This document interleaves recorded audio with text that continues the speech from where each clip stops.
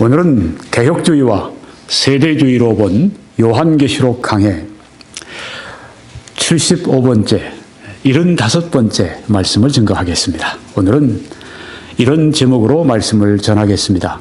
성도의 인내라고 하는 제목의 말씀이 되겠습니다. 이 성도의 인내라고 하는 것은 어떤 의미가 있는가 하면은 성도들이 끝까지 예수님을 믿는다고 하는 것입니다. 변치 않고 예수님을 끝까지 믿어서 그들이 이 세상 떠날 때, 요단강을 건널 때 무사히 하나님 나라의 천국에 입성할 수 있다고 하는 의미가 여기에 담겨 있는 것입니다. 성도의 영원한 안전, 성도의 구원의 영원한 안전, 이렇게 제목을 붙일 수도 있습니다. 여러분이 지금 보시는 사진에 저 아주 견고하게 보이는 성은 오스트리아의 잘스버그라고 하는 한 도시에 있는 거대한 성입니다. 네, 잘스버그는 모차르트의 유명한 음악가 모차르트의 탄생지이기도 합니다. 네, 잘스버그의 제일 높은 곳에 위치해 있는 이 성은 지은 다음에 700년 동안 외적이 공격을 해도 끄떡없이 버텼다고 합니다. 700년 동안을 지켰어요. 그런데 나폴레옹 군대가 쳐들어왔을 때는 싸움도 하지 않고 그냥 문을 열고 항복을 했다고 합니다. 그렇게 그 안전한 유럽에서 제일 큰 그런 이 성이고 요새인데 700년 많이 갔죠. 그렇지만 영원히 가지는 못했습니다. 그의 성의 안전은 700년에 그쳤습니다. 성도의 구원은 얼마나 지켜질까요? 7년일까요? 70년일까요? 성도의 구원의 안전은 영원히 지켜진다고 성경이 말씀을 하고 있습니다. 자, 오늘 본문 말씀 요한계시록 14장 12절 보니까 성도들의 인내가 여기 있으니 하고 말씀을 했습니다. 성도들의 인내가 여기 있다. 그들은 하나님의 계명과 예수에 대한 믿음을 지키는 자니라. 이렇게 말씀을 합니다. 성도들의 인내가 무엇입니까? 성도들이 끝까지 지키는 것이 무엇입니까? 하나님의 계명과 예수에 대한 믿음을 지키는 것이라 말씀했습니다. 그러니까 이 성도들의 인내라고 하는 말씀은 이 요한계시록 14장 12절의 말씀에 예수에 대한 믿음을 지키는 것을 말하는 것이구나 하는 것을 알 수가 있습니다. 자, 개혁주의 입장에서 볼 때는 여기 성도들은 모든 교회 시대에 모든 성도들 여기 포함합니다. 그런데 세대주의에서 볼 때에는 여기 성도들은 어떤 성도입니까? 환란 시대의 성도들입니다. 그 무서운 앞으로 장래에 있을 미중유의 환란의 7년 대환란의 시대에 신앙생활을 하게 될 그 성도들을 여기 말한다고 하는 것입니다. 이 성도들은 그 어느 시기보다도 신앙의 도전이 거센 아주 정말 쓰라린 박해를 받는 그때의 성도들입니다. 이 성도들이 인내한다고 하는 것입니다. 어떤 인내? 예수님에 대한 믿음을 끝까지 지킨다고 하는 것입니다. 참된 성도는 누구인가? 참되게 구원받은 성도는 누구인가? 끝까지 죽을 때까지 예수님에 대한 믿음을 꽉 붙드는 사람들이 중생한 구원받은 성도들이라 하는 것입니다. 이 성도들의 인내라고 하는 것은 바로 그것입니다. 다른 것이 아니라 무엇을 참고 인내하고 고난을 참고 그런 의미보다 이 본문 말씀에 보게 되면은 바로 성도들의 인내는 예수님에 대한 믿음을 지키는, 예수님이 나의 구주십니다. 예수님이 나의 주님이십니다. 나의 주인이십니다. 바로 이런 믿음을 끝까지 지키는 이게 성도들의 인내라고 하는 것입니다. 자, 성도들의 인내, 제가 이미 설명을 드렸습니다. 다시 설명을 드리면 구원받은 성도들은 하나님의 능력으로 보호를 받아서 죽을 때까지 예수님에 대한 믿음을 지킨다 하는 것입니다. 오늘 이 성도의 인내, 이 주제의 말씀은 우리 그리스도인들에게 가장 위로를 주고 힘을 주고 격려를 주는 그런 주제의 말씀 가운데 하나입니다. 그리스도인들을 굉장히 많이 위로하는 그런 그 말씀입니다. 성도의 인내. 근데 성도가 인내하는데 죽을 때까지 예수님에 대한 믿음을 지키고 살아가는데 어떻게 그 예수님에 대한 믿음을 성도들이 지켜낼 수 있느냐? 자기의 의지에, 자기의 어떤 믿음에 어떤 그 능력으로 되는 것이 아니라 여기 하나님의 능력으로 된다고 말씀을 하고 있습니다. 사람은 강한 것 같지만 또 매우 약합니다. 사람들에게 만약에 믿음을 끝까지 사람의 능력으로 지키라고 할 것 같으면 얼마나 많은 사람이 지킬 수 있을 것 같아요? 시험의 강도를 점점 더 강하게 한다고 할 것 같으면 얼마나 많은 사람이 그걸 지켜낼 수 있겠습니까? 그런데 성도의 인내가 여기 있다고 하는 오늘 본문의 말씀은 어떤 뜻이 있는가? 구원받은 성도들이 죽을 때까지 예수님에 대한 그 귀한 신앙을 끝까지 붙들고 가는데 왜? 하나님의 능력으로 보호를 받기 때문에 그 귀한 예수 그리스도를 믿는 신앙을 지킨다고 하는 것입니다. 이게 바로 성도의 인내입니다. 그러면 또 이런 뜻이 되겠습니다. 예수님에 대한 믿음을 끝까지 지키는 자들만이 참으로 구원받은 성도이다. 네. 어떤 분들은 이 말이 좀 어렵습니다. 예수님에 대한 믿음을 끝까지 지키는 사람들만이 참으로 구원받은 성도라면 만약에 중간에 내가 그 믿음이 약해지거나 또 내가 믿음을 버리게 되거나 그렇게 되면 구원을 잃어버린다고 하는 것이 아닙니까?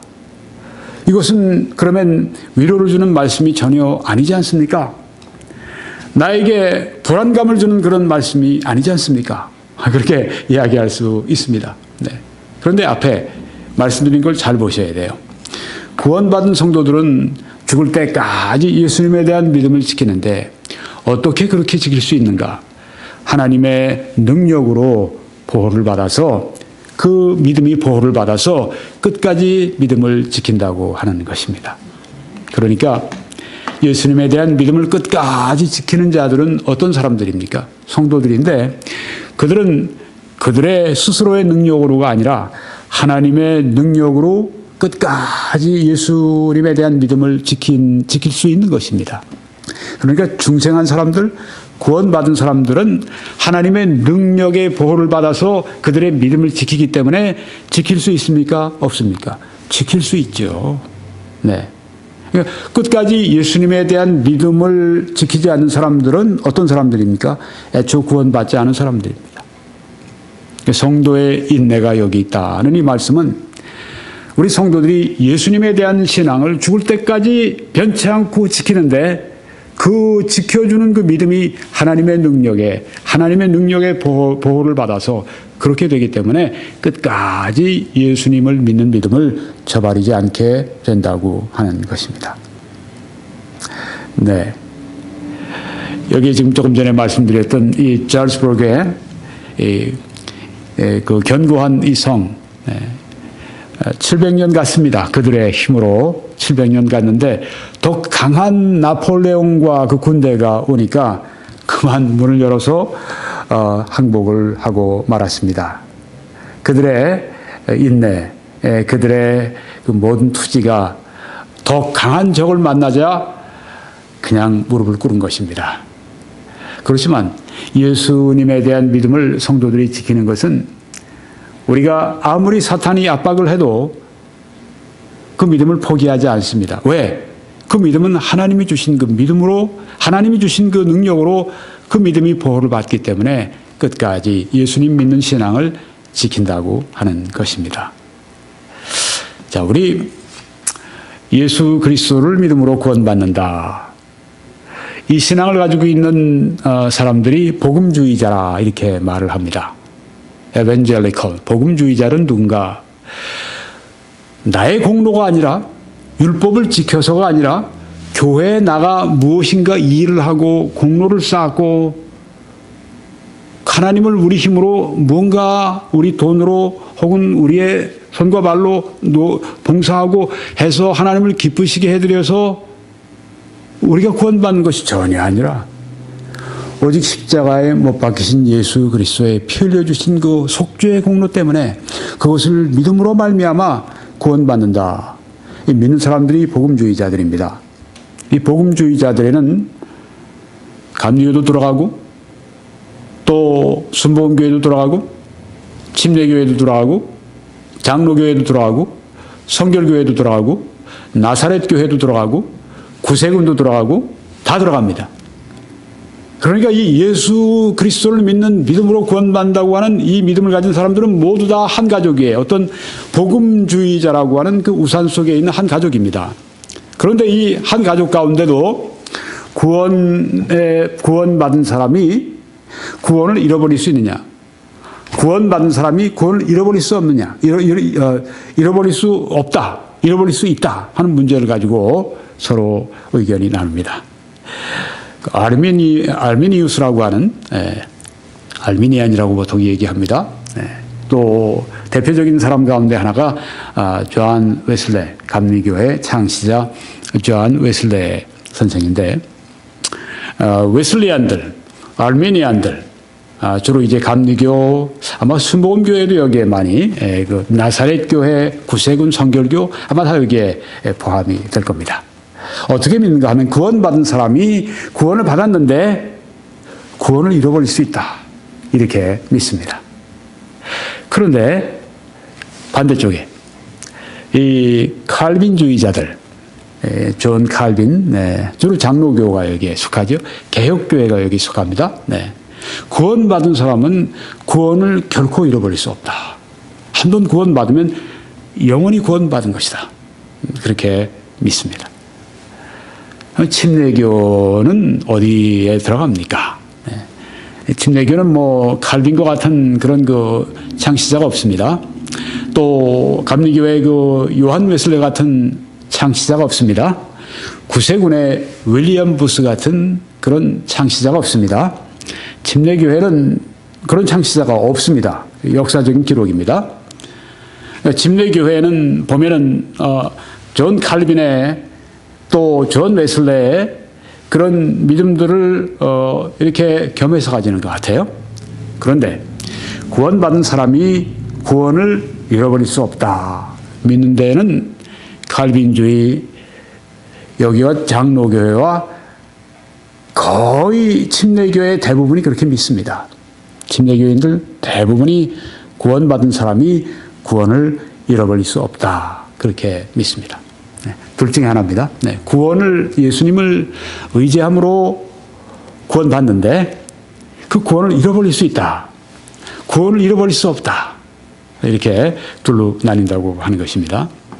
자, 그러면 오늘 저는 구원을 잃어버릴 수 없다는 관점으로 말씀을 드리는데 이 구원을 잃어버릴 수 없다 하는 이 존 칼빈은 이것을 성도의 인내, 성도의 견인 이렇게 칼빈주의자들은 장로교회에서는 그렇게 그 말을 합니다.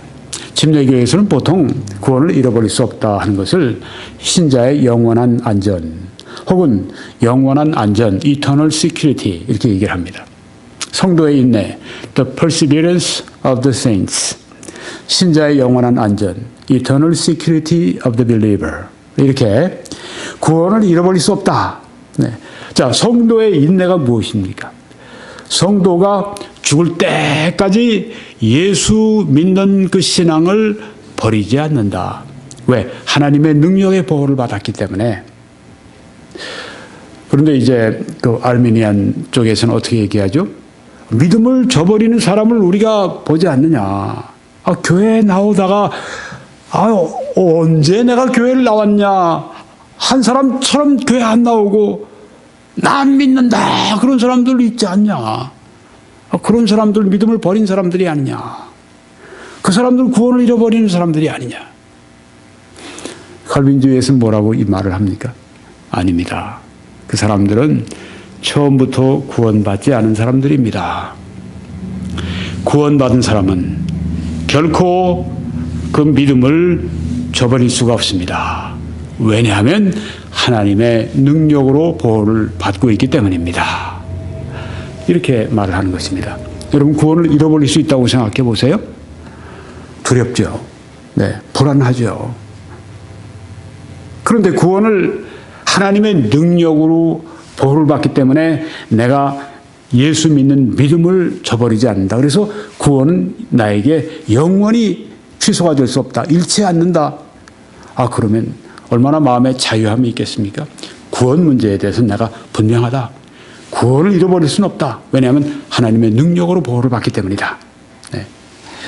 자, 여러분, 지금 사진에 보시는 것을 여러분이, 이 사진은 예수님이 겟세마네 동산에서 지금 유다의 배반으로 말미암아서 대제사장이 보낸 그런 종들이 와서 예수님을 지금 체포하는, 불법으로 예수님을 체포하는 그런 것을 여기서 보여주고 있습니다.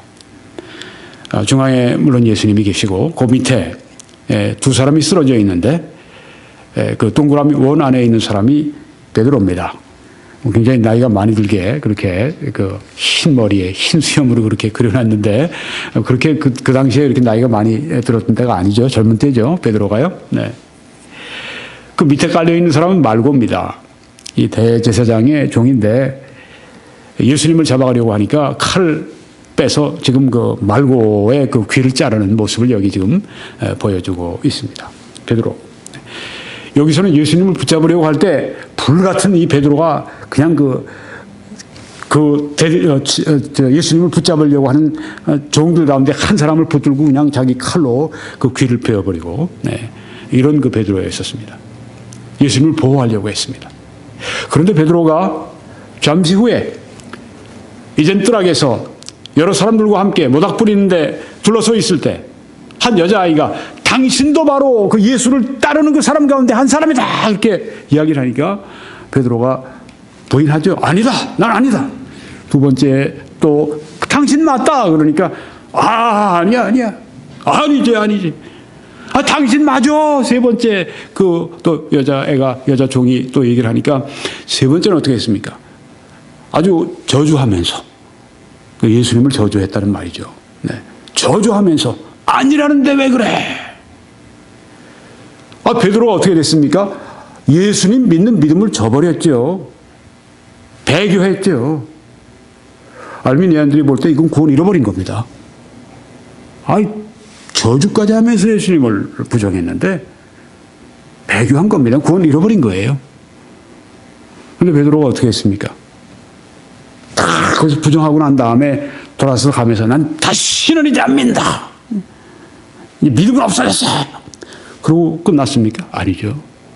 성경에 보면 밖에 나가서 아주 비통하게 울었다고 했습니다. 그게 뭡니까? 마음으로는 예수님을 저버리지 않은 거예요.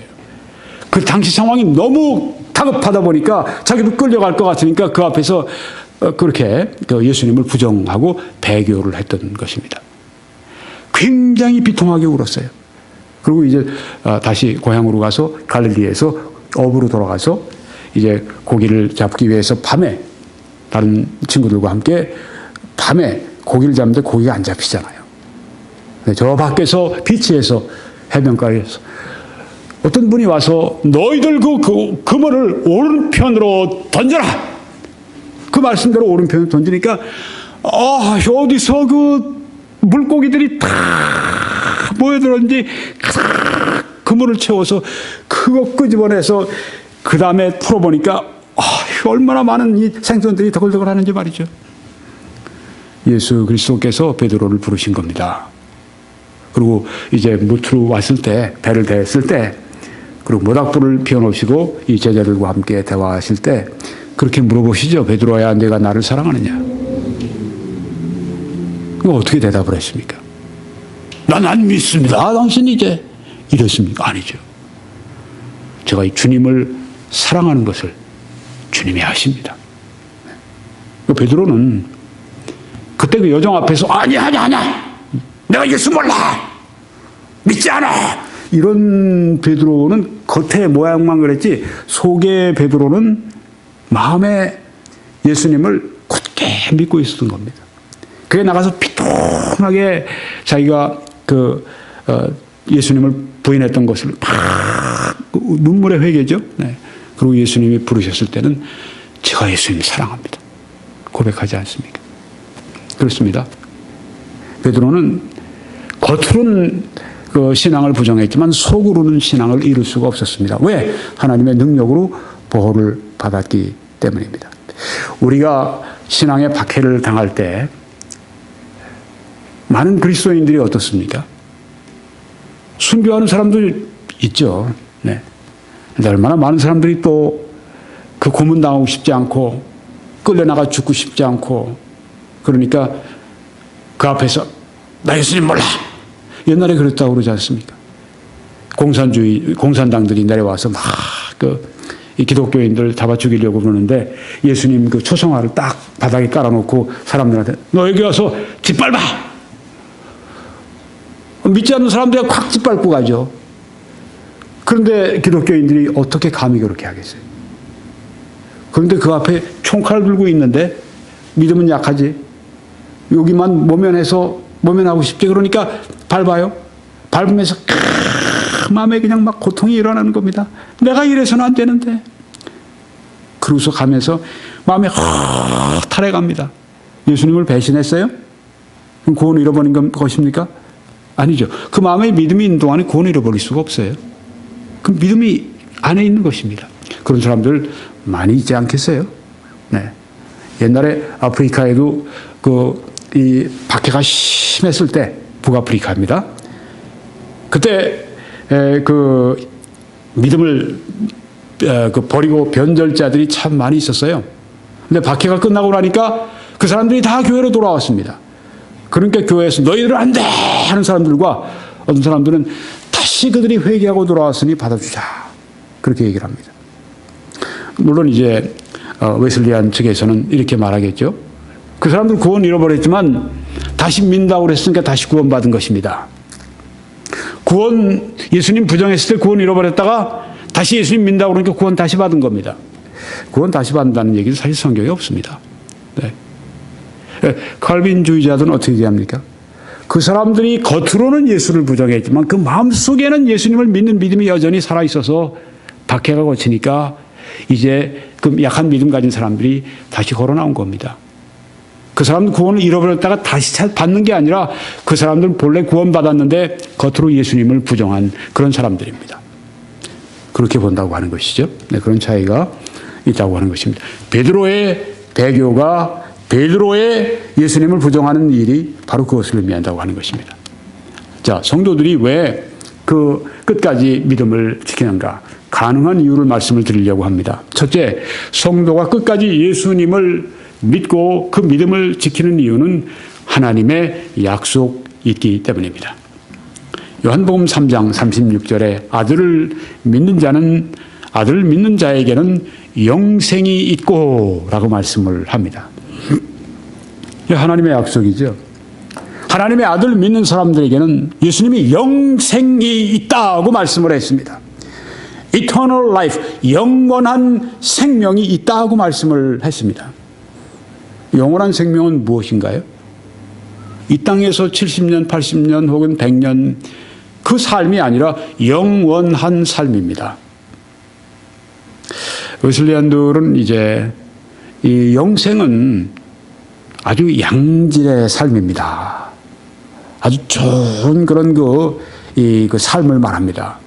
여기 성경은 그런 삶이 아니라 영생이라고 했습니다.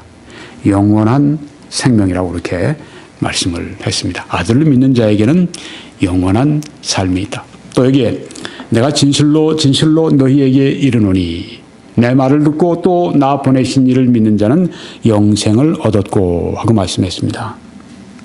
영생을 얻었다. 에코 현재형인데요. 영생을 앞으로 소유할 것이다. 미래가 아닙니다. 영생을 현재 소유하고 있다는 말씀입니다.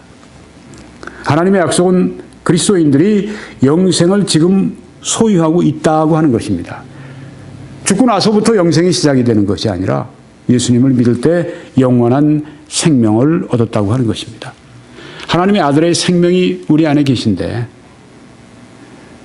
하나님의 성품에 참여했는데 그 영생을 얻었다고 말씀을 하는 것이고 또 심판에 이르지 아니하나니 심판받지 않는다고 말씀했습니다. 로마서 8장 1절에도 그러므로 이제 그리스도 예수 안에 있는 자에게는 결코 정죄함이 없다고 말씀했습니다. 정죄함이 없다, 심판에 이르지 아니한다, 성경에 말씀을 하고 있습니다. 그리스도인들은 심판받지 않습니다. 그리스도인들은 최후 심판의 심판을 받지 않습니다. 그리스도인들은 왜 심판받지 않는가? 십자가에서 예수 그리스도께서 우리의 죄를 대신해서 심판받으셨기 때문입니다. 하나님은 그때 심판하실 모든 심판을 모두 다 예수님께 다 내리셨습니다. 그러니까 죄가 완전히 거기서 속해진 것입니다. 만약에 하나님이 내리실 심판 전부 내리시지 않고 일부만 내리셨다고 할 것 같으면 아직도 하나님이 그리스도인들에게 그 나머지 심판을 내리셔야 되는데 그러면 심판을 받는다고 하는 것입니다. 여기 성경에 심판에 이르지 않는다고 말씀했습니다. 예수님이 심판에 너희들은 이르지 아니할 것이다. 왜요?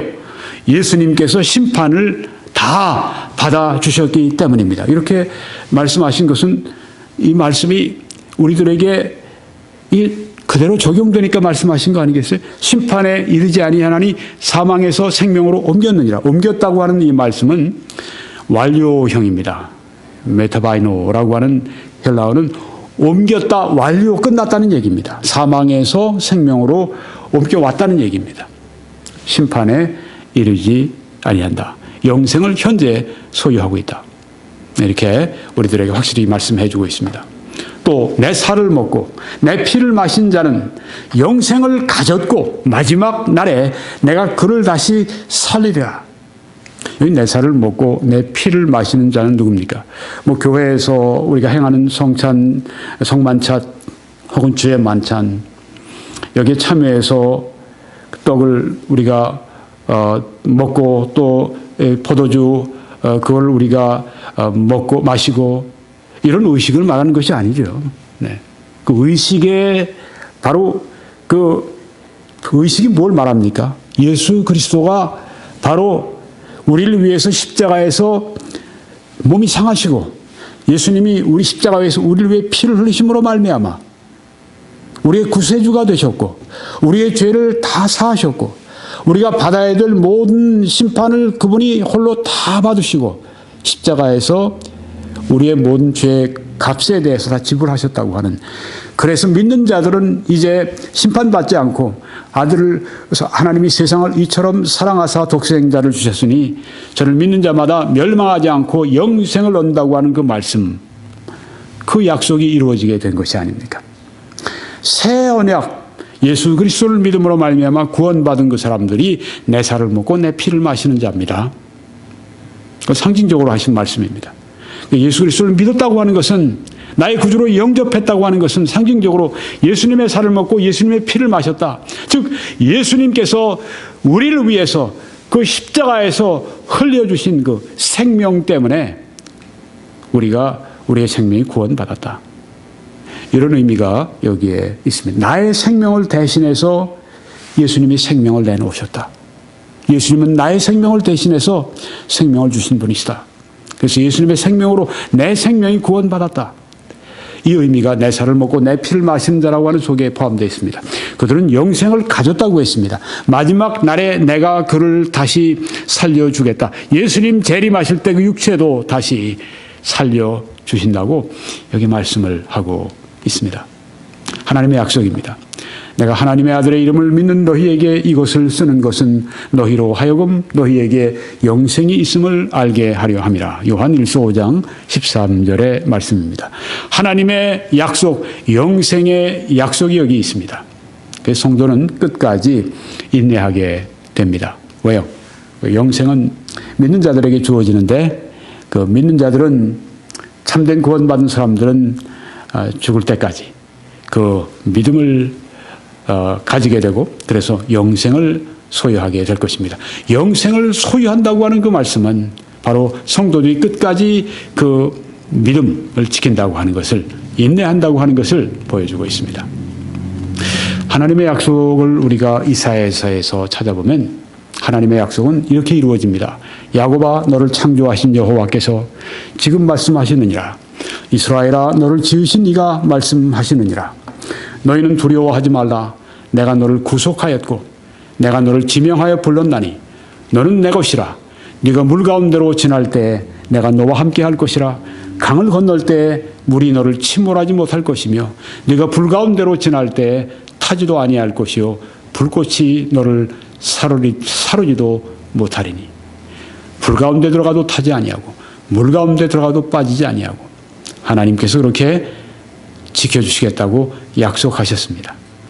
하나님의 이 약속하시는 이 약속이 바로 성도들의 인내에 나타난다고 하는 것입니다. 끝까지 성도들이 인내하도록 예수님에 대한 믿음을 지키도록 해주신다는 말씀입니다.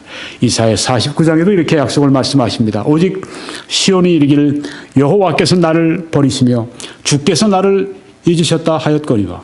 아마 이 말씀을 들으시는 분들 가운데 이런 비감한 심정을 느끼는 분들이 있을지 모릅니다. 하나님이 나를 버리셨어. 하나님이 나를 잊어버리셨어. 그럼 잘 들으십시오. 여인이 어찌 그 젖 먹는 자식을 잊겠으며 자기 태에서 난 아들을 긍휼히 여기지 않겠느냐. 그들은 혹시 잊을지라도 나는 너를 잊지 아니할 것이라.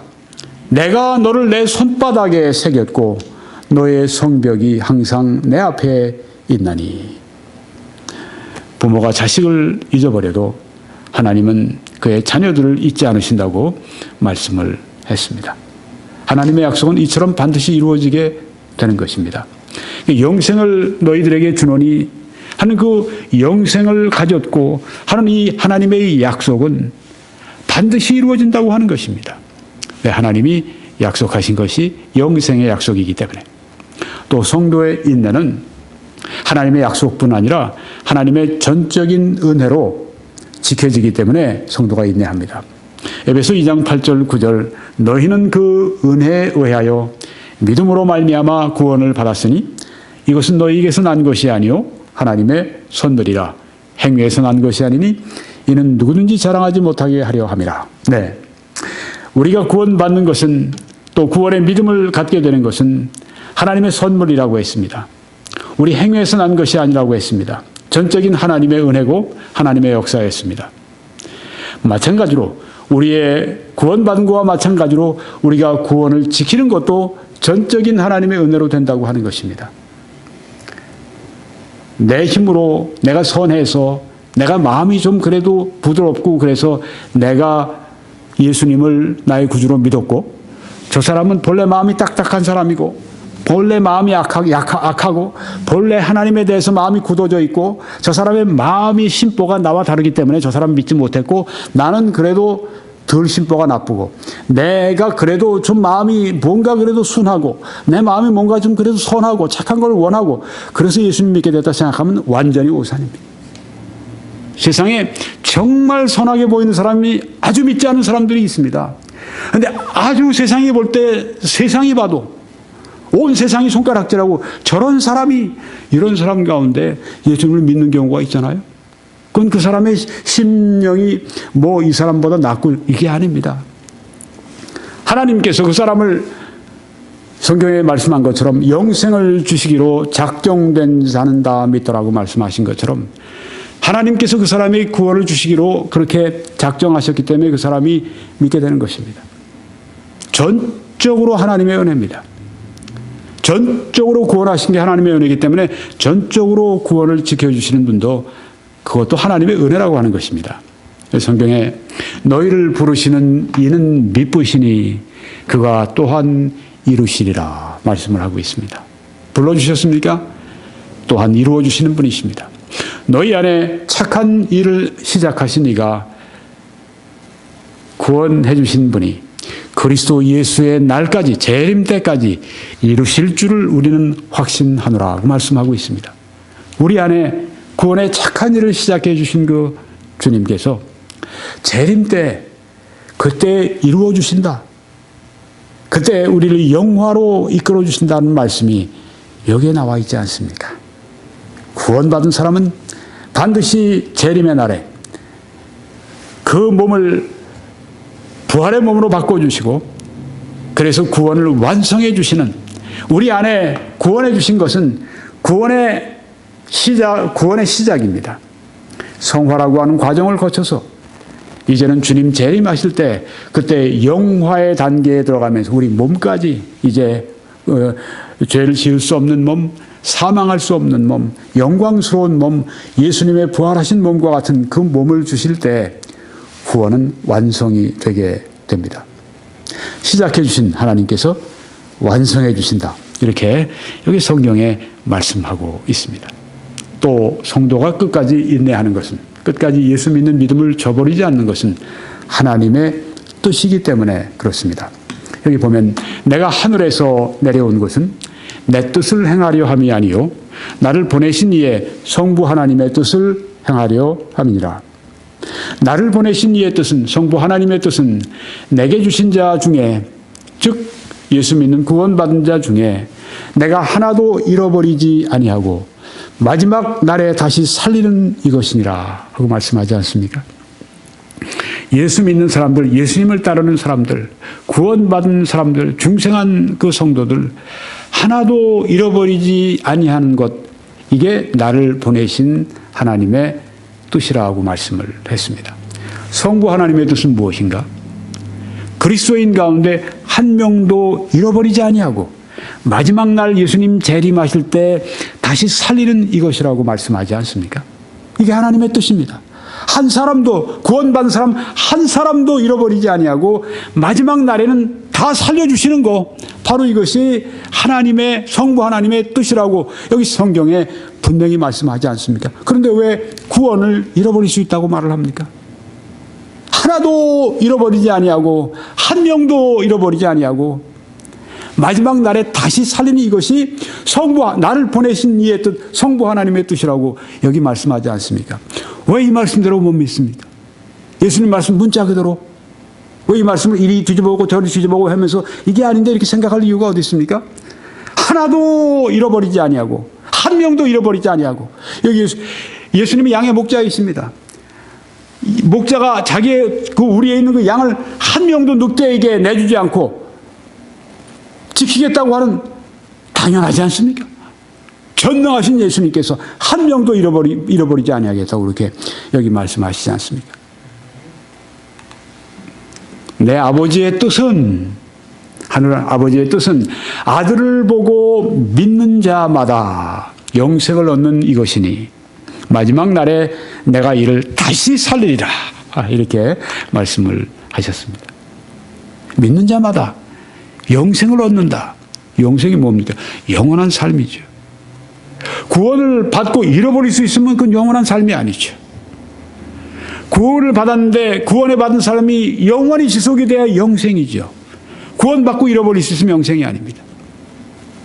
영생을 얻는 이것이 하나님의 뜻이고 마지막 날에 내가 이를 다시 살리리라.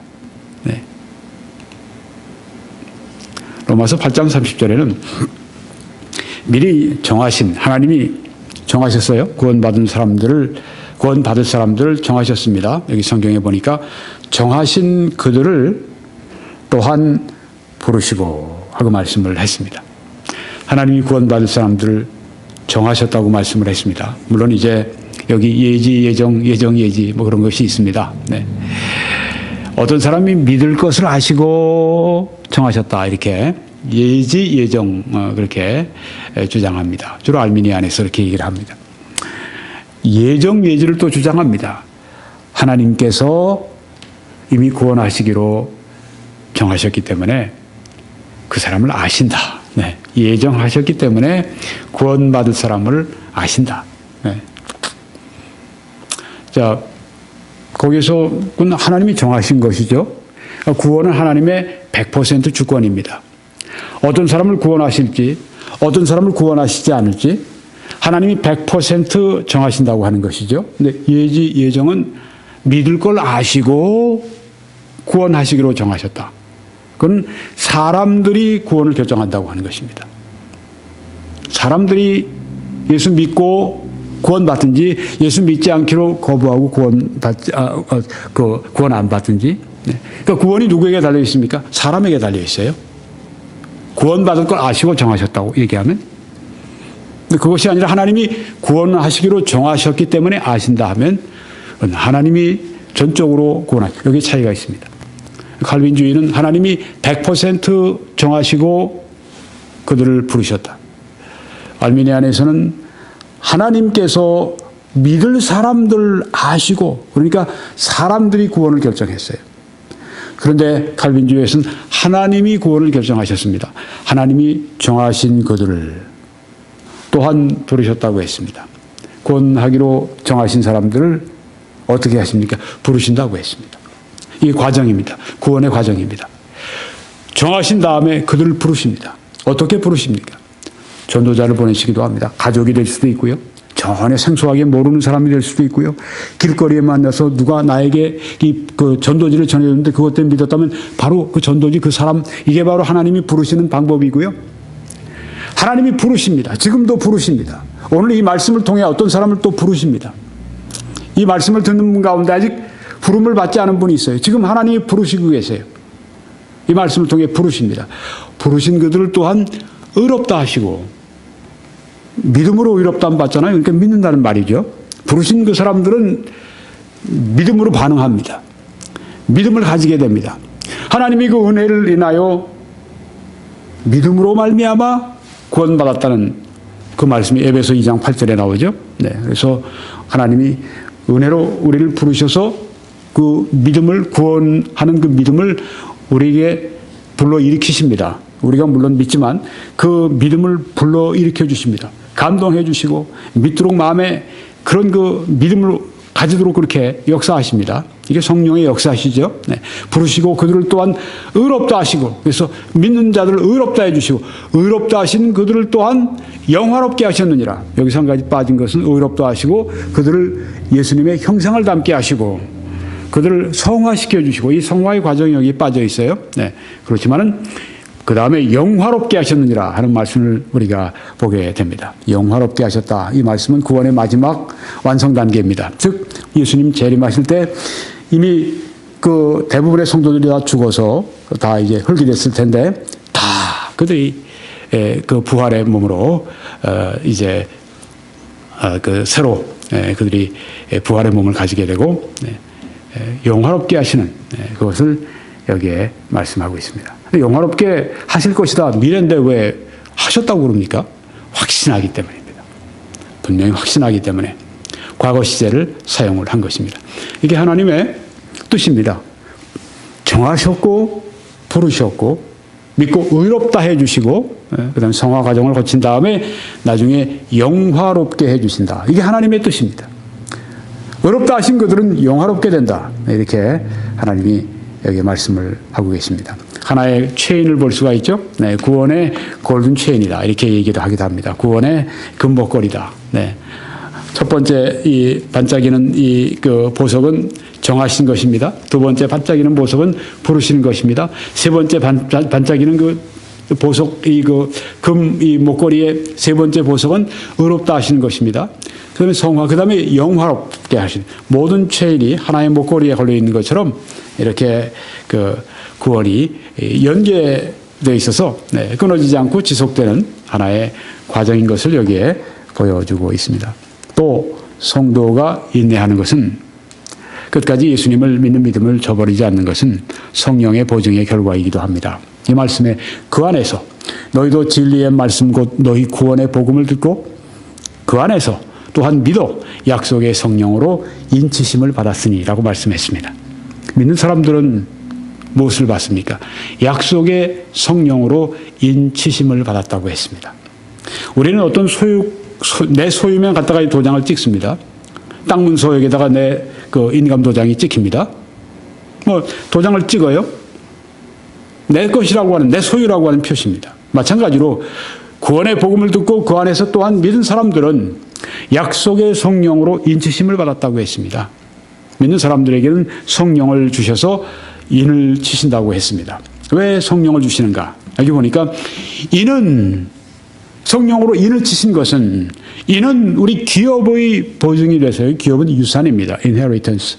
내가 받을 앞으로의 유산, 앞으로 나에게 주어질, 그러니까 마지막 날에 내가 그를 살리리라. 영화의 구원을 구원의 완성을 말하죠. 자, 여기서 예수님 처음 믿었을 때 구원의 전부가 아닙니다. 이제는 성화라고 하는 구원의 두 번째 그 차원으로 들어갑니다. 예수님의 형상을 닮아갑니다. 그 다음에 죽습니다. 그 다음에 어떻게 됩니까? 기다리다가 마지막 날에 그때 다시 살려주시는 우리 몸이 부활의 몸으로 바뀌게 되는 바로 그 미래에 있을 그 우리의 그 유산, 구원의 완성, 그것의 보증이 된다고 했습니다. 무엇이요? 성령의 인치심이. 예수님 믿는 사람들에게는 반드시 성령이 오십니다. 성령이 오셔서 영원히 거하십니다. 그것은 보증이 되셨습니다. 여기 보증이라고 하는 것은 착수금을 말합니다. 계약금을 말합니다. 다운페이 하는 겁니다. 내가 어떤 집을 사려고 그럴 때 먼저 뭐 10분의 1이면 10분의 1 돈을 냅니다. 네. 그 다음에 나중에 한꺼번에 나머지 10분의 9를 다 이제 지불을 합니다. 처음에 낸 이 보증금, 이게 바로 그것입니다. 예수님 여기에 성경에 말씀하신 것처럼 구원의 복음을 듣고 그 안에서 또한 믿어서 그 다음에 약속의 성령으로 인치심 받았다고 했습니다. 아, 난 믿었는데 내 안에 성령이 없으신데요? 이런 사람은 없어요. 네. 성경에 바로 믿어. 그 사람들은 약속의 성령으로 인치심을 받았다고 했습니다. 때로 성령이 내 안에 살아계시다고 하는 것을 성령의 이런 이 안에서의 그 감동 감화로 알려주시는 때가 있죠. 그래서 이 성령이 그 역사하셔서 아버지 하고 하나님을 부르게 만드시는 역사를 하십니다. 또 성령의 성도가 인내하는 것은, 성도의 인내는, 성도가 끝까지 예수님 믿는 신앙을 죽을 때까지 지키는 것은 하나님의 보호의 능력의 결과입니다. 내 양은 내 음성을 들으며 나는 그들을 알며 그들은 나를 따르느니라. 내가 그들에게 영생을 주노니 영원히 멸망하지 아니할 것이요 또 그들을 내 손에서 빼앗을 자가 없느니라. 영원히 멸망하지 않는다고 했습니다. 그리스도인들은 영원히 멸망하지 않습니다. 이것이 성경에 예수님이 확실하게 약속하신 것입니다. 영원히 멸망하지 않는다. 또 그들을 내 손에서 빼앗을 자가 아무도 없다. 예수님의 손에서 뺏을 사람이 아무도 없습니다. 그들을 주신 내 아버지는 만물보다 크심에 아무도 아버지 손에서 빼앗을 수 없느니라. 아까 여러분이 처음 시작할 때 말씀드렸던 그 잘스부르크에 있던 그 견고한 성 요새 700년 동안 딱 그들이 견고하게 남에게 내주지 않고 지켰습니다. 뺏기지 않았습니다. 나폴레옹이라고 하는 그 유명한 장군이 오니까 그의 군대가 오니까 싸움도 하지 않고 그냥 그 자기 성을 내놓고 뺏기고 말았습니다. 약했기 때문입니다. 여기 성경에 보니까 예수님께로부터 뺏어갈 자가 없다고 했고요. 또 아버지로부터 뺏어갈 자가 없다고 했습니다. 아버지 손에서 빼앗을 수 없느니라. 하나님의 능력으로 보호를 받습니다. 어떤 사람도 이렇게 얘기를 합니다. 아무도 빼앗아갈 수가 없지만 내가 스스로 내 구원을 내가 취소할 수 있지 않습니까? 내가 믿지 않는다고 그러고 내가 그렇게 되면 그 취소가 되는 거 아닙니까? 여기 성경에 아무도엔 나도 포함이 됩니다. 나도 아버지 손에서 빼앗아갈 수가 없어요. 이런 뜻이 여기에 포함이 되어 있습니다. 이거는 나도 내 구원을 잃어버릴 수 있는 그런 것들을 내가 할 수가 없다는 얘기입니다. 아무도 아버지 손에서. 아무도 예수님의 손, 아버지의 손, 아들의 손, 아버지의 손, 아무도 이 구원을 뺏어갈 수가 없다. 이렇게 여기에 말씀합니다. 하나님이 보호하시기 때문에 우리의 구원을 뺏어갈 수가 없습니다. 또 이로 말미암아 내가 또 이 고난을 받되 부끄러워하지 아니하면 내가 믿는 자를 내가 알고 또한 내가 의탁한 것을 그날까지 그가 능히 지키실 줄을 확신함이라. 사도 바울의 고백이었습니다. 내가 이 고난을 받아도 부끄러워하지 않는 것은 내가 의탁한 것을 그날까지 재림하실 때까지 능히 지켜주실 줄을 확신합니다. 나의 구원을 능히 하나님께서 지켜주실 수 있지 않겠습니까? 그러니까 구원을 내가 결정할 수 있다. 믿는 것 믿지 않는 것 내 마음대로 결정할 수 있다. 이렇게 되면은 결국 어떻게 되냐면 구원을 잃어버릴 수 있고 잃어버리지 않을 수 있는 것 내가 결정한다. 이렇게 발전하게 되는 것입니다. 처음부터 구원은 내가 믿고 안 믿는 건 내가 결정할 수 있다. 이렇게 믿으면 후에는 구원 내가 계속 받을지 아니면 구원을 중간에 내가 잃어버릴지 내가 결정할 수 있다. 내 결정에 달렸다. 이렇게 보게 되고요. 구원은 처음부터 하나님이 시작하셔서 나를 구원하셨고 은혜로 구원하셨고 선물로 구원하셨고 내 행위로 말미암지 않고 하나님의 선물이었다. 이렇게 생각하면 그 구원은 바로 하나님이 전적으로 100% 하나님께로부터 왔기 때문에 100% 하나님께서 그 구원을 지켜주신다. 이렇게 믿는다고 하는 것입니다. 아주 엄청난 차이가 있죠. 큰 차이가 있습니다. 구원은 아무도 뺏어갈 수가 없습니다. 나의 구원은 사탄도 뺏어갈 수가 없어요. 그 무서운 능력을 가지고 있는 사탄도 뺏어갈 수가 없어요. 심지어 나도 내 구원을 스스로 잃게 할 수가 없습니다.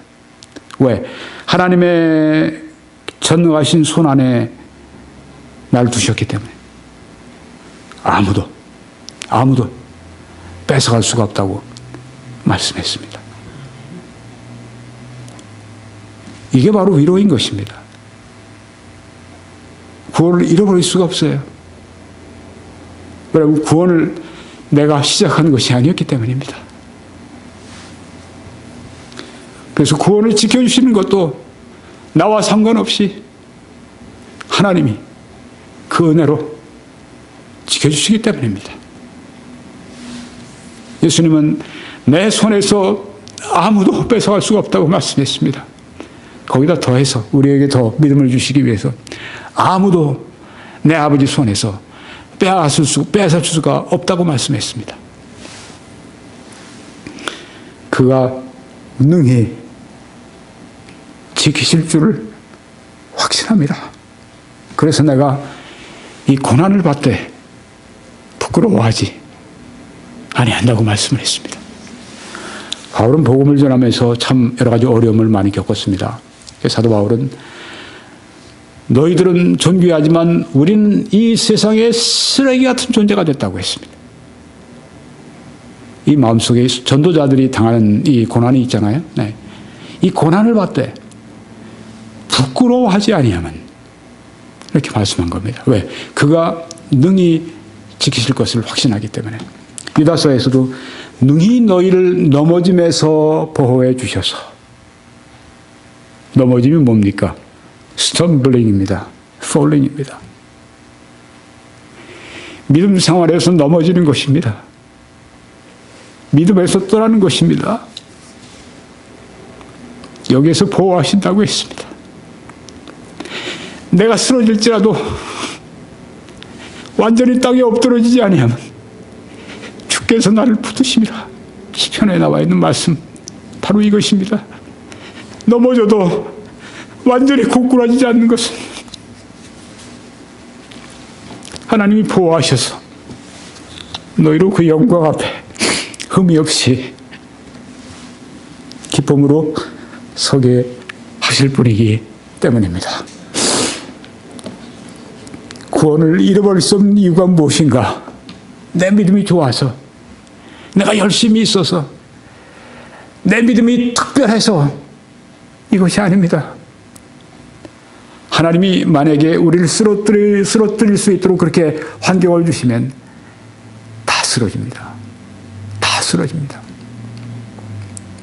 근데 쓰러져도 어느 선에서 하나님이 탁 막으십니다. 보호하십니다. 아무도 그 구원을 뺏어갈 수 없도록 그렇게 하십니다. 나에게 온 나를 따르는 자 중에서 아무도 잃어버리지 않는 것이 하나님의 뜻이다. 교회 안에 가장 약한 사람이 있습니다. 시험 잘 봤고요. 쓰러지기 잘하고요. 난 너무 약해. 난 이건 정말 나도 나를 어떻게 할 수 없어. 그렇지만 안심하세요. 당신이 구원을 잃어버릴 만큼 그렇게 하나님은 놔두시지 않습니다.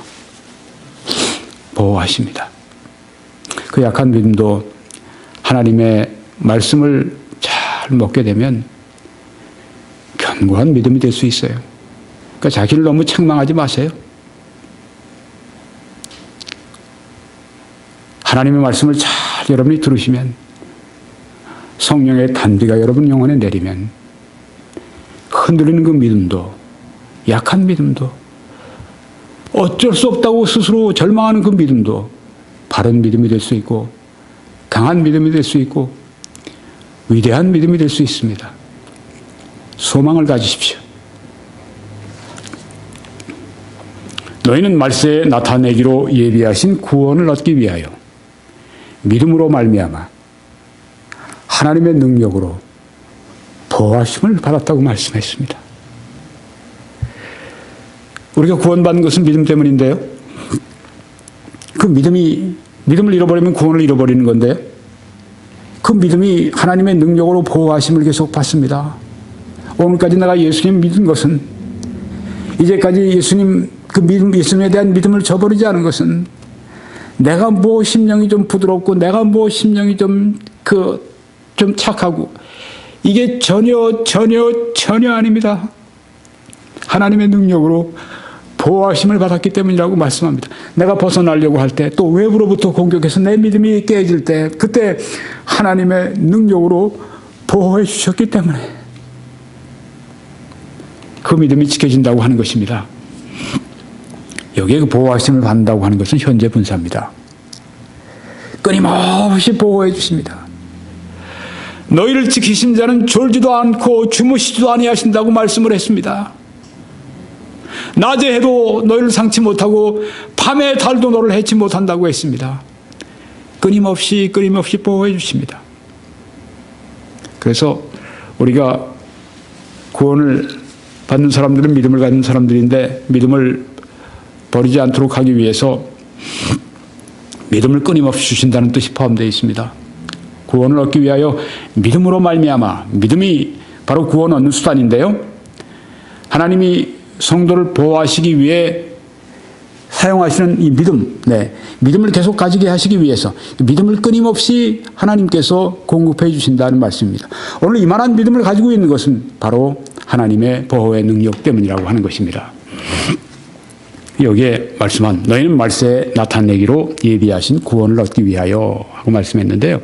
이 구원은 어떤 구원인가 하면은 최종 단계의 구원입니다. 영화를 말합니다.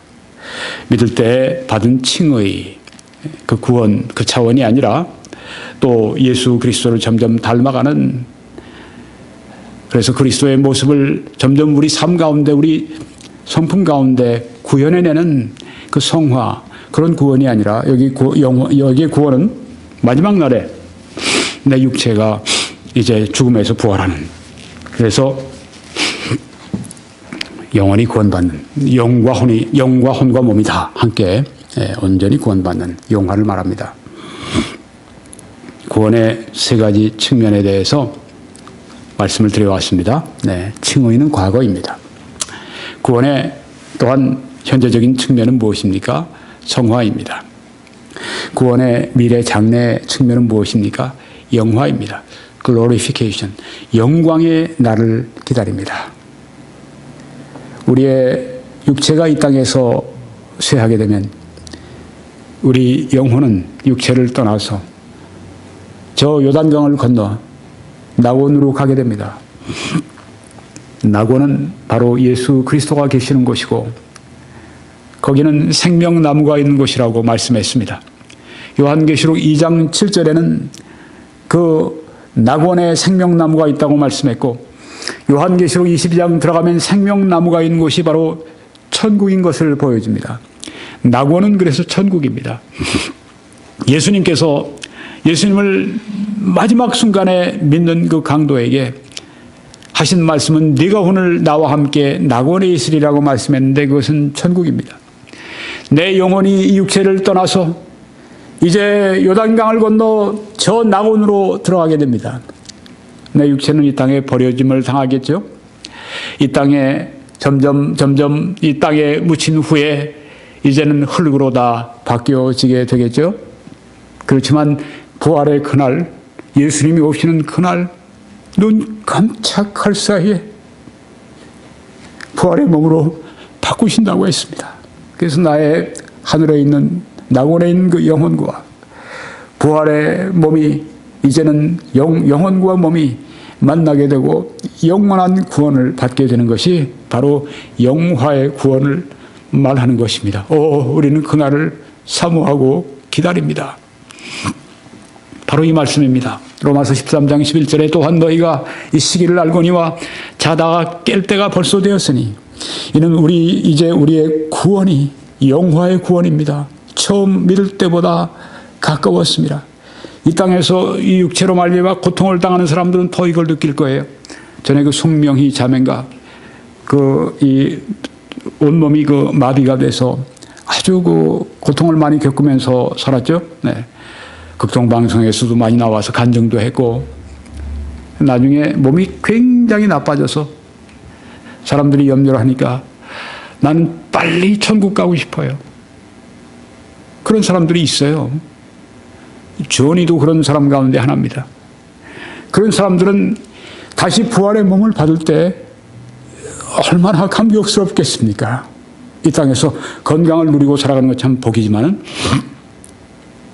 그렇지 못하고 특별히도 이 장애라든가 중증 장애 이런 것 때문에 고통을 겪는 그 그리스도인들이 그 하나님이 주시는 그 부활의 몸을 받을 때 그 감격이 얼마나 놀랍겠어요.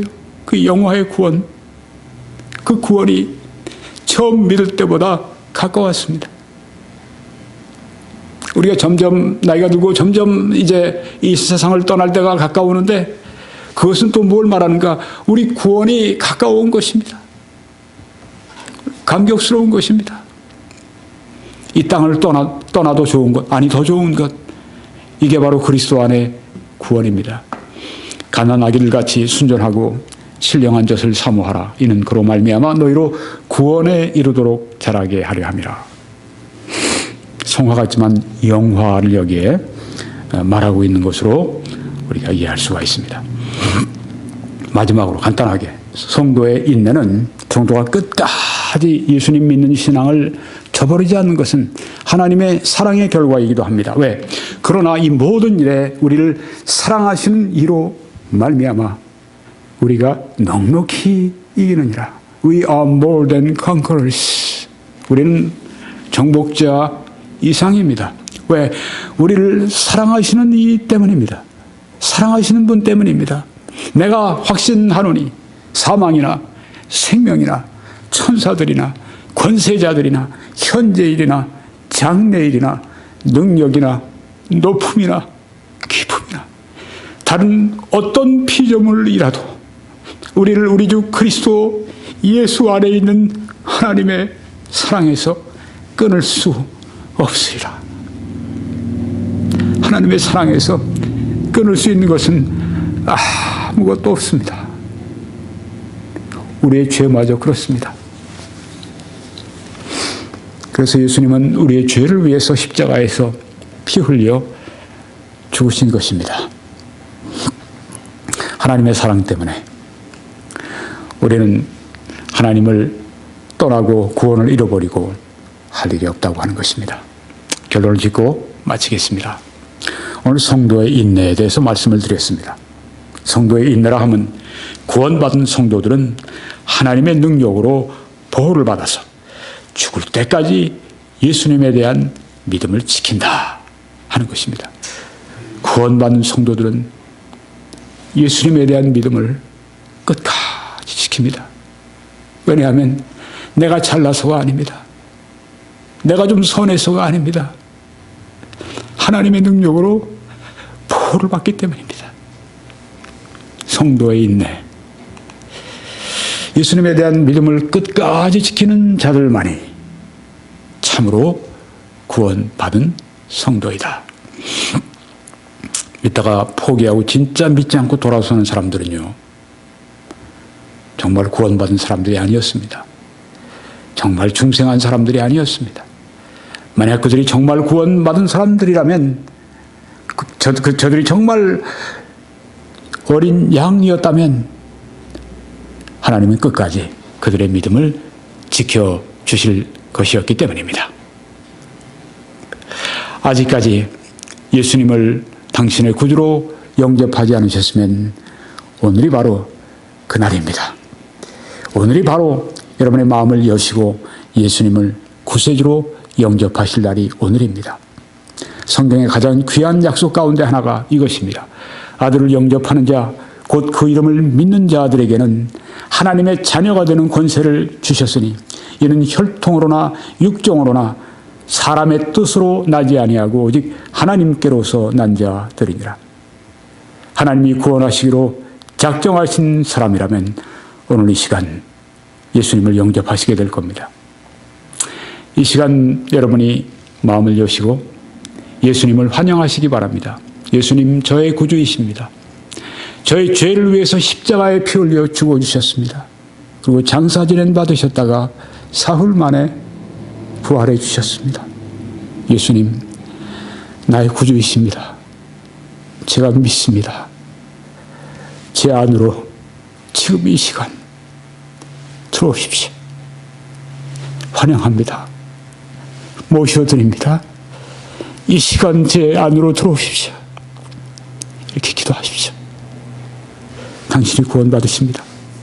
아들을 믿는 자, 아들을 영접하는 자, 아들을 믿는 자, 영접하는 자, 곧 그 이름을 믿는 자들에게 하나님의 자녀가 되는 권세를 주셨다고 했습니다. 구원받기 위해서 얼마나 많은 시간이 필요할까요? 강도가 기도했을 때 그 기도가 얼마나 길었을까요? Lord, curious. 우리 원어 성경 보면 그렇습니다. 우리말로는 예수여 했는데 원어 성경에 보니까 curious라고 했습니다. 주여, 그런 뜻입니다. 주여, 당신의 나라에 이르실 때 나를 기억해 주십시오. 이게 얼마나 길었을까요? 10초? 10초도 안 됐을걸요? 한 5초, 7초면 될걸요? 구원받는 시간이 얼마나 필요합니까? 단 5초면 됩니다. 어떤 사람은 오래 걸려야 된다고 생각합니다. 교회 그래도 1년, 2년 다녀야지. 학습 세례 받고, 침례 받고, 좀 그래야지. 성경에 그런 구원이 어디 있습니까? 예수님이 구원 어떻게 하셨습니까? 구원받기 위해서는 5초도 안 걸립니다. 구원은 믿음의 문제입니다. 내 행위와 관련이 없습니다. 그 아들을 믿고 영접할 때 구원받습니다. 강도처럼, 그 강도가 말했던 것처럼 오늘 그렇게 하십시오. 예수님, 나를 기억해 주십시오. 저를 기억해 주십시오. 저를 천국 백성이 되게 해주십시오. 제가 죄가 많지만 예수 그리스도에 흘려주신 보혈로 씻지 못할 죄는 아무것도 없습니다. 여러분 가운데 말씀 들으신 분 가운데 내가 죄가 얼마나 많은지 아십니까? 제가 알 수는 없죠. 그렇지만 성경에 이런 약속이 있습니다. 예수의 피가 우리를 모든 죄에서 깨끗하게 할 것이요. 예수님의 피, 거룩하신 피가 얼마나 효능이 있든지 이 세상의 가장 검은 죄도 예수님의 붉은 피로 예수님의 붉은 피로 씻겨지지 않을 검은 죄는 아무것도 없습니다. 저가 우리를 위하여 죄가 되셨다고 말씀했습니다. 나를 위하여서 나의 모든 죄를 지시고 십자가에서 죄인 되신 것입니다. 우리 모든 인류의 죄를 다 지시고 그 모든 죄가 그에게 다 함께 되셔서 죄인 중에 죄인 되셔서 그 모든 죄를 다 지시고 십자가에 죽으실 때 하나님께서도 얼굴을 가리셨습니다. 하늘이 캄캄해졌습니다. 그래서 아버지 왜 나를 버리십니까? 예수님 말씀하셨습니다. 왜? 예수님께서 그 모든 죄를 다 받으셨기 때문에, 모든 죄를 다 걸머지셨기 때문에 하나님께서도 보실 수가 없었습니다. 모든 죄가 예수님께 다 짊어지었습니다. 그 십자가의 피로 모든 죄가 다 사해진 것입니다. 내 죄가 얼마나 큰지 아십니까? 교만한 말 하지 마세요. 당신의 죄가 얼마나 크든지 예수 그리스도의 흘려주신 거룩한 피의 공로와 비교가 됩니까? 이 시간 마음을 열고 예수님을 초청하십시오. 예수님, 저를 기억해 주십시오. 저를 구원해 주십시오. 제 마음 안에 들어오십시오. 믿습니다. 예수님, 저의 구주이심을 믿습니다. 그리스도께서 성경대로 우리 죄를 위하여 죽으시고 장사 지낸 바 되셨다가 성경대로 사흘 만에 다시 살아나신 것을 내가 믿으면 구원을 받으리니, 이렇게 성경에 말씀하고 있습니다. 구원받기 위해서 믿음이면 족합니다. 이제 오늘 개혁주의와 세대주의로 본 요한계시록 강해 75번째 말씀을 마칩니다. 여러분 www.21church.com으로 들어오셔서 다른 저희 메시지들을 시청하시며 하나님의 은혜를 받으시길 바랍니다. 여러분이 그 웹사이트에 들어오시면 이런 홈페이지를 만나시게 됩니다. 이 설교가 제일 먼저 오르는 것이 바로 여기입니다. 그 사진을 여러분이 클릭 한번 하시면 그 동영상이 이제 그 설교 동영상이 시작이 됩니다. 시청하시기를 바라고요. 이 사역을 위해서 기도해 주시기 바라고요. 이 말씀을 여러분이 전파해 주시기를 바랍니다. 어떤 방법을 가지고든지 가능한 모든 방법을 가지고 이 하나님의 말씀을 나눠주시기 바랍니다. 이메일로 보내주시든지 카카오톡으로 보내주시든지 구원받을 사람들에게, 성도들에게, 여러분의 목사님들에게, 목사님들은 성도님들에게 보내주시기 바랍니다. 그리고 이 사역을 위해서 헌금해 주시기 바랍니다. 재정적으로 후원해 주시기 바랍니다. 이 구원의 메시지를 땅끝까지 전할 수 있도록, 땅끝까지 전할 수 있도록 후원해 주시기 바랍니다. 여러분의 후원이 절실히 필요하고, 여러분의 후원이 얼마나 저희들에게 큰 힘이 되는지 모릅니다. 말씀을 전할 수 있도록 함께 해주시고 힘이 되어주시기 바랍니다. 여러분이 오른편에 보시면 메뉴가 있는데 맨 아래에 선교 헌금이 있습니다. 클릭하시면 어떻게 헌금을 보내실 수 있는지 거기에 정보가 다 나와 있습니다.